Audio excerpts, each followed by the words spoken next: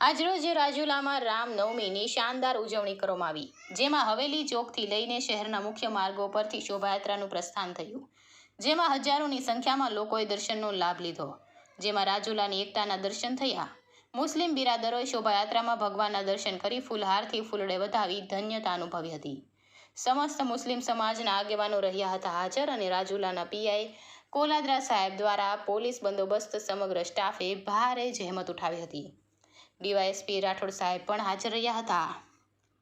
Reporter Irfan Gori, Rajula.